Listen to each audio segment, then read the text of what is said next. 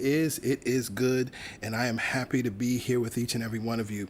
Well, let's begin, as we always do, by centering ourselves with a prayer so that we can move forward with today's sermon. And so I invite you to take a breath in and out and repeat this prayer after me. I welcome the Spirit of truth into my mind and let it grow in my heart. Thank you, God, in me, through me, and as me. Amen. Ashe. And so it is.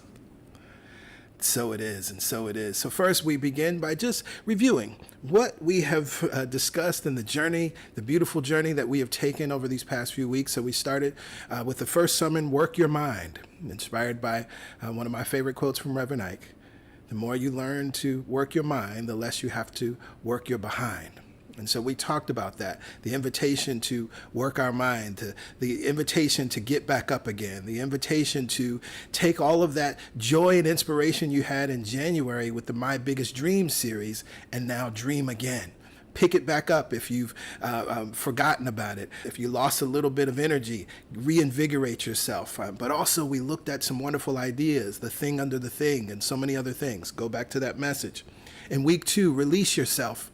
Looking at the principle, in order to get, you must give. We talked about the things that we must release to create space for the things that we want in our lives. Many, many different things, some things that you may not have considered in the past. I invite you to go back to that message. Last week, it's an inside job. I introduced you to Helene Hadsell and her Project Paris, when she wanted to take a trip on her 40th birthday to spend that time in Paris with her husband. And she gives us a wonderful formula that she uses as she has named the creative process, SPEC, select, project, expect, collect. And so we looked at those 4 aspects, and we looked at the story that she shared and broke down the wonderful things that happen when we endeavor to prosper, when we endeavor to move forward and reach towards the life of our dreams. I trust that met you right where you are. But of course, we're moving forward. And so I want to share a story with you. It's a story that comes to us through Catherine Ponder in her book, Open Your Mind to Prosperity. I actually shared this story in August with our Affirmative Prayer Mastermind, and I really think it's an appropriate story to share now. So for those that were in the mastermind in August, you've heard this story before, but we're going to go a lot deeper with it in this sermon today. A businessman had been jobless for 4 years, was 55 years of age, and had been informed he was too old to get another job. He had studied metaphysics for 30 years, but had been unsuccessful in applying it to his job situation. That may sound familiar. I just got to stop right there, right? Many of us have been in these teachings for a long time, have used these teachings in wonderful ways, but you find yourself right now in a situation that it's like, I've been studying this stuff for 30 years. I've been about this life for a long time, but I'm sitting here jobless for 4 years. When asked about the affirmation he was using, he replied, I have been reading inspirational books and attending church services, but haven't used any specific affirmation decrees. He was reminded that for every 15 minutes of inspirational study, he should spend at least 5 minutes speaking affirmations. He decided to try it. He daily affirmed aloud, I am a divine idea in the mind of God, and I am now guided into my true place with true people and with true prosperity. Within a short time, one of the many jobs he had applied for opened to him, and he became a manager of the South American division of a large U.S. company. He later wrote, I can attest to the fact that spoken decrees get your prayers answered. Prosperity affirmations turned the tide from failure to success for me when I had been out of work for 4 years, was heavily in debt, and when just reading inspirational books had not produced results. And Catherine Ponder ends, reading about prosperity isn't enough. It is the spoken word of abundance that gathers it for you. Take a breath. The one thing about reading a story like this, that's a message in and of itself.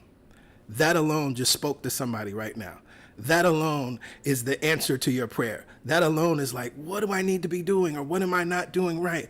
What do I need to shift? What do I need to change? And so we're going to delve a little deeper into this. Filling your library with prosperity and inspirational books isn't enough. Reading about prosperity isn't enough. Listening to sermons and attending church services isn't enough. Meditating with PY isn't enough. Listening to the Soul 21 playlist on our YouTube channel isn't enough. There's something very specific that I read there. I hope it stood out to you. For every 15 minutes of inspirational study, he should spend at least 5 minutes speaking affirmations. And so, as I said, today's sermon topic is see what you say. And that comes from, I heard the gospel artist Israel Houghton. He sang an ad lib once in a song. And he simply sang, say what you see until you see what you said. Write that down. Say what you see until you see what you said. And what you see is what you see in your mind's eye. What you see is what you see when you're practicing the visualization that we talked about last week. Project and expect. What you see is the life you've imagined. What you see is your biggest dream. Say what you see until you see what you said. And so, as I shared in week 1, the series Dream Again is designed to support you in getting back up again if you've fallen off since January. This series is designed to keep you encouraged if you have not experienced any meaningful results yet this year. This series is designed to give you more practical tools to call in your biggest dream. This series is designed to remind you that you can be, do, or have anything you want. Anything? Yes, anything. And so in this final sermon of the series, I want to give you more tools. We just covered one powerful tool, affirm, affirm, affirm. For every 15 minutes of reading or study, spend 5 minutes speaking your affirmations aloud. And if you don't have any affirmations, the one that I just read is powerful. You can go to Catherine Ponder. Her books are filled with affirmations. Louise Hay, of course, is one of our affirmation queens. Florence Scovel Shinn, her work is filled with affirmations. But you can start with just I am affirmations. When you think about the life that you desire and the things that you want, right? Who would you need to be? And who will you need to become? So you begin to affirm, I am those things now, right? I am employed right here and right now, right? So you can begin to affirm just I am affirmations. And I say just, not to belittle them. I'm saying because they're simple. Because whatever follows I am must be, because I am is your God name. Remember in week 1, I said that some of you are still in the spiritual closet. You want these principles to work in your life, but you're afraid to admit that you've chosen a different spiritual path. You have one foot in the old while trying to embrace the new, but that never works. To go to the biblical metaphor, that's like trying to put new wine in old wineskins. And what would happen at that time is that an old wineskin would ultimately be worn out over time. And so if you tried to put new wine in it, it would burst. It would break open. So starting to speak your affirmations aloud in the comfort of your own home is a healthy way, to start moving in the direction of accepting your new or expanded spiritual path, and ultimately moving in the direction of accepting yourself. And as you accept yourself, what you're actually doing is accepting God in you, accepting the power of God in you, through you, and as you, accepting your relationship with the divine. So that's the first tool right there. For every 15 minutes of reading or study, take 5 minutes to affirm aloud. I'm sure you probably have a timer on your phone or on your watch. Put the timer on. What's interesting, you may be surprised how many times you can actually affirm something like I am prosperous over 5 minutes. Very powerful. Now, another thing that we can do is remove distractions. See, at some point in this journey to living your biggest dream, you will come to realize that there are some things standing in the way of the life you say you want. Let's just call them distractions. Do you really want the things that you've written on your biggest dream list? Do you really want the things that you're reading morning, noon, and night on your list? In week 2, I talked about the principle that in order to get, we must give. But much of the giving is actually a giving up of something. And I want to highlight that this is different than losing something, because so often when we hear you must give to get or you must give up to get, we automatically think, oh no, I'm going to lose all of these things from my life. But this is a very practical thing. And let's think of it this way. I'm in Brooklyn. I'm in New York City right now, and I want to be in Los Angeles. I have to give up and release New York City in order to be in LA. In this case, wonderfully, it's actually impossible for me to keep one foot in New York and one foot in LA. But in our lives, this is exactly what we try to do. And it's incredibly uncomfortable and oftentimes incredibly painful. Then, when we experience the pain, what do? We blame life. We blame God. We blame other people or some other entity for the pain when we're the ones trying to keep a foot in New York and keep a foot in LA at the same time. And so we recognize that if you have a goal, if you have a dream, if you have a desire, if you're in New York and you want to be in LA, you're going to have to release New York. Not that New York is bad, not that New York is wrong. But in order to get where you want to get, you're going to have to leave where you are right now. You're going to have to let go of some things. You're going to have to give up some things. You're going to have to release. But again, what so many of us are doing, we have that foot on one side in LA and in New York. And you can imagine if a human being tried to do that in real life, they would literally tear apart.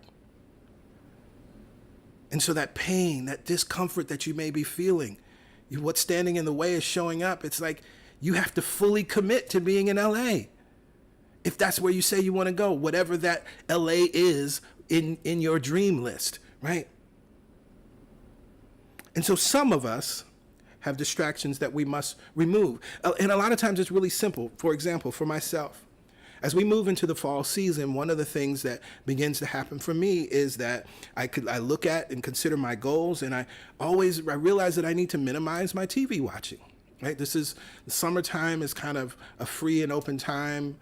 I watch as much as I want, whatever, it doesn't matter. But as I move into the fall, knowing the things that are on my list of things that I want to be doing, knowing the things that are on my to-do list, I minimize my TV watching and move that primarily to the weekends. And then whatever I don't catch on the weekends, I just wait. And it's wonderful because then I never have to worry about what to watch. There's plenty to watch. Right? And this has worked well for me in the past and is already working well for me now as I get things done and check off my to-do list. I've also been able to replace that time with other activities. For instance, PY and I have decided we've started going for walks many times after dinner instead of coming to the couch and watching TV. Right? So what's beautiful is you start to find ways to replace that time that bring you beneficial results.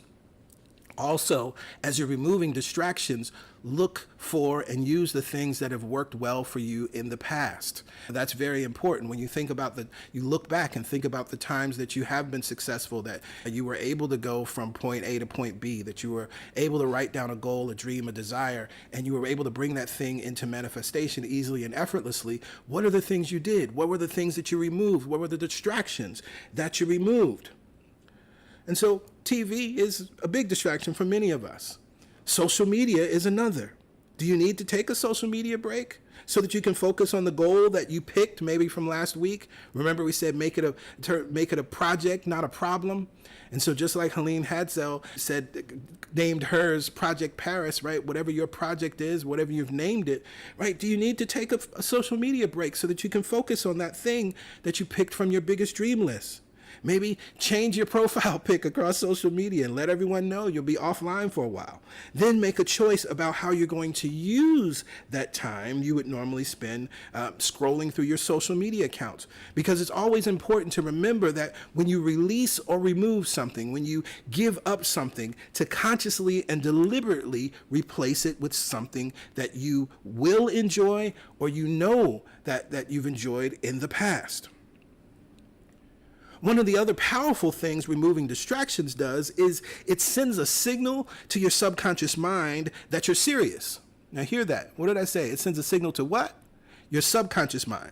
It does not send a signal to God or the universe that you're serious, but to your own subconscious mind. And what will begin to happen is your subconscious mind will start to support you in the clearing out of all those things that are unlike what you say you want. It'll start to bring order to your mind and to your life. It will start to surface ideas that have been dormant all the time. It will start to support you easily and effortlessly in releasing things that maybe you struggled to release in the past or forgive in the past. It will support you with new ideas that were there all the time. You're like, why didn't I think about that then? Because see, you've sent a signal to your subconscious mind that you're serious. It's like, okay, so now we can give her this wisdom that was always present within her. And so your subconscious mind will start to clear things out. It will start to clear things out that are unlike what you say you want, unlike who you say you are, unlike how you're speaking about yourself and your life. As you are now saying what you see, you have given your subconscious mind direct orders and it will comply.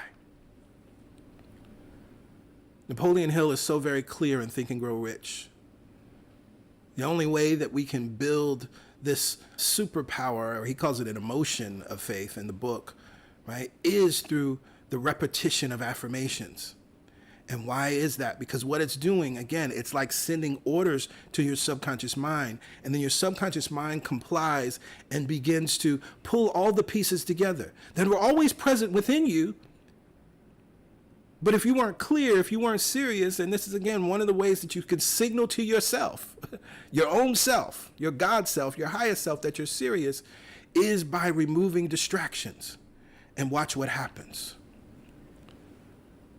So we say what we see until we see what we said. We remove distractions. And then you can get a partner. See, you are never alone in this wonderful adventure of life. As you are affirming and saying what you see, as you have removed distractions so that you can focus on your new project, your biggest dream, finding an accountability partner can make a huge difference. When two people come together, you form a mastermind. Together, you become more powerful than either of you can ever be individually. And as Napoleon Hill writes, you form a third mind. Now, this could look a few different ways, right? It could simply be that you have an accountability partner that, as you have committed to read your biggest dream list morning, noon, and night, you also then commit to text each other. Read my, morning list, okay, I read mine too, right? Read my afternoon list, I read mine too. Read my evening list, read mine too, right? That could be the accountability right there. You just have somebody else that's in this thing with you that understands it, that knows what's going on, right? You're part of the CSC community. You don't have to explain this thing. Or maybe you have a friend who doesn't watch CSC regularly or is not necessarily a member of the community, but you could send the series to them. Like, hey, check this out. I would love for us to do this together, right? You could do that. So that's one thing. If you happen to have, a fitness goal, right? Of course, you could have a gym buddy or a walking partner, right? You could do something like that. The other thing is a prayer partner. Of course, prayer partnership is powerful. I invite you, if you're interested in prayer partnership, well, there's two things you can do. One is we have a sermon that I gave back in March of 2021. It was the first week of that series, Deep Roots. The title of the sermon is Partners in Truth.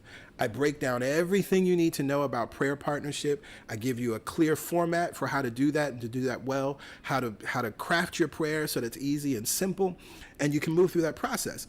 The other thing that you can do, if you're interested in prayer partnership, is to join us for the Affirmative Prayer Mastermind. Right? So the registration is open. Please consider joining us because it's powerful. Prayers are being answered. Lives are being changed in powerful and amazing ways.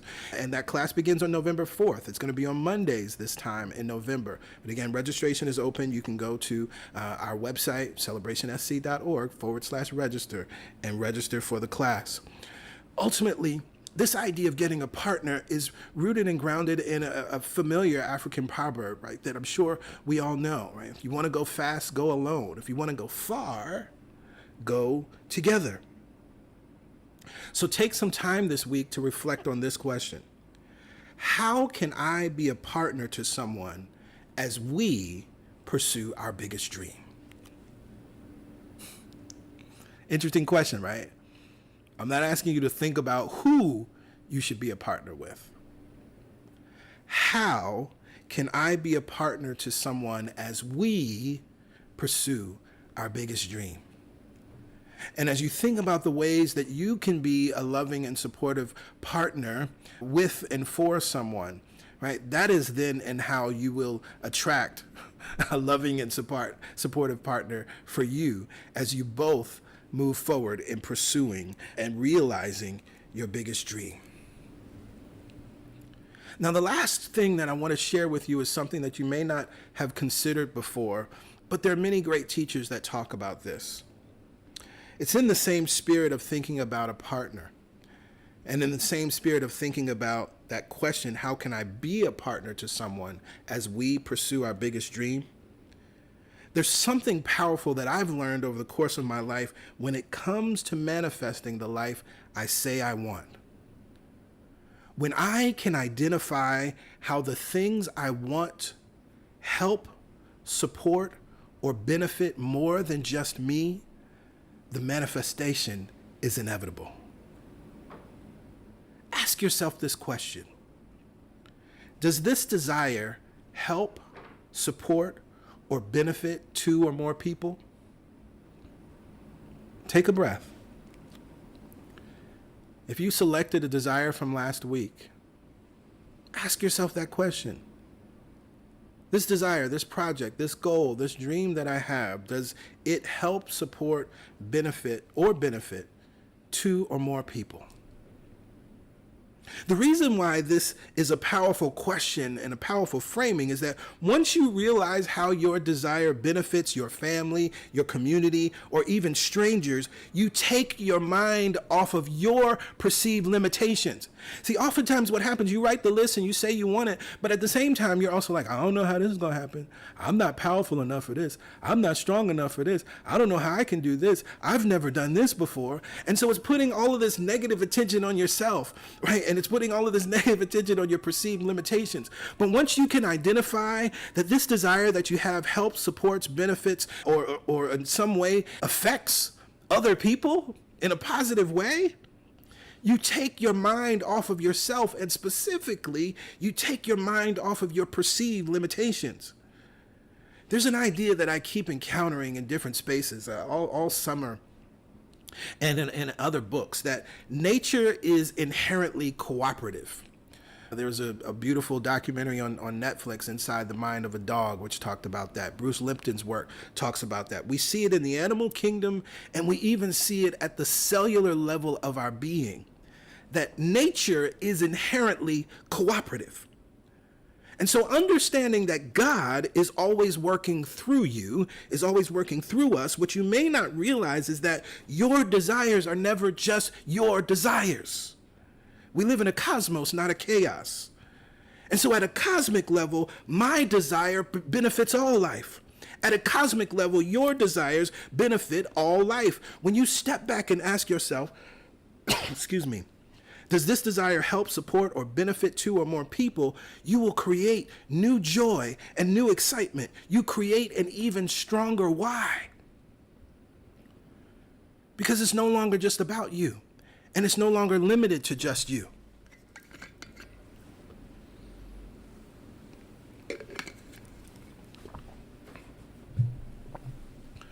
Take a moment to consider that. Because I've seen this so clearly, particularly this year in the Affirmative Prayer Mastermind. I think that's the one thing that people come away saying so much throughout the mastermind. I love praying for everybody. I'm so excited. I can't wait to get up in the morning and speak your prayers. And then the excitement and joy that comes from seeing others realize their dream, realize their prayers. And I've seen this in other classes that I've taught over the years. When we have to show up for others, we also show up for ourselves, and everyone benefits.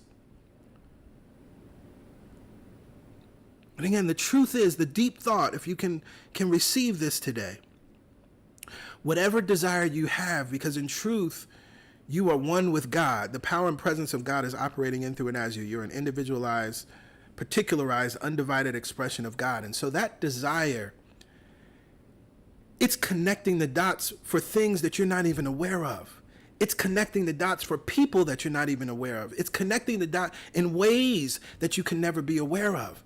And that's why our desires are important. And that's why it's important that we learn to actually express and attract and demonstrate the lives that we say we want, because there are infinite numbers of beings that will benefit, be supported, or affected by you realizing your biggest dream. Say what you see until you see what you said. You must be willing to speak it. You must be willing to speak it aloud. You must be willing to speak it before you see it with your physical eyes. For every 15 minutes of inspirational study, you should spend at least 5 minutes speaking affirmations. I am prosperous is a powerful affirmation.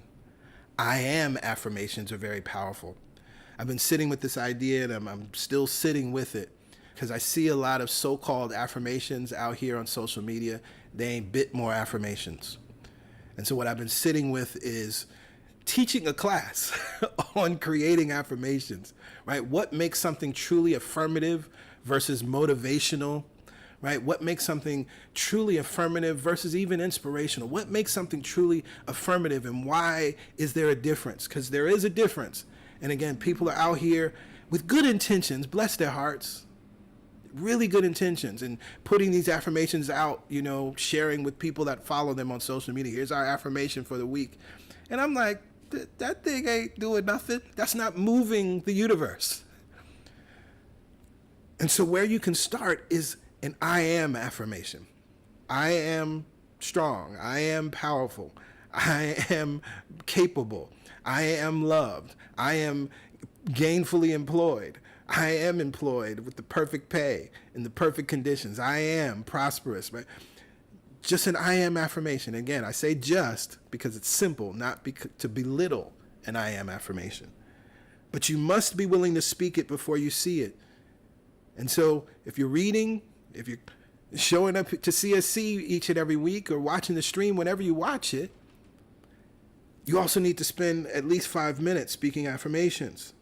This will build mental confidence. This will take you off the sidelines of life and put you fully in the game of life. Remove distractions.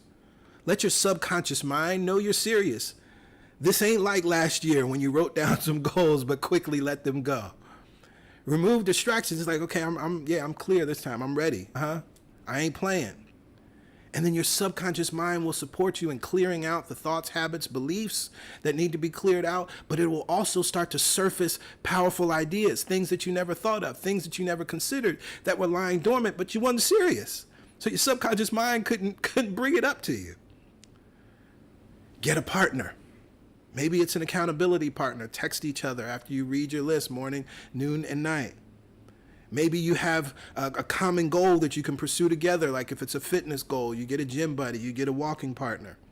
Or you can simply become prayer partners. And again, there's an effective way to do this. Go to the sermon, Partners in Truth, from March 2021, the Deep Root series. It was the first sermon in that series. And I break down why prayer partnership is powerful, and I break down a clear steps for how to conduct your prayer partnership each and every day, and how to create your prayer using the 3-column prayer formula. Remember, if you want to go far, go together. Finally, ask yourself a very profound question. Does this desire help, support, or benefit 2 or more people? Many of you may have never considered this before. It will expand your view of what's possible, and it will bring you to a new awareness of how God, of how Source, how the divine uses you to benefit and bless others. It will take your focus off of the limits and limitations you may have held and put your focus on expansion and abundance. The power is completely in your hands, beautiful people. This sermon series can be just another series that you got excited about and forget in a couple of weeks. Or this sermon series can be the catalyst for you realizing your biggest dream. Revisit the ideas, practices, and principles I've shared with you this month. Don't try to do everything all at once, but allow yourself to be guided to what's the next right, perfect step for you. You already know what it is. Your biggest dream is still possible, and it all begins in mind. For this truth, I am so very grateful. For each and every one of you, I am so very grateful. And together we lift up our voices and we say, Amen, Ashe. And so it is.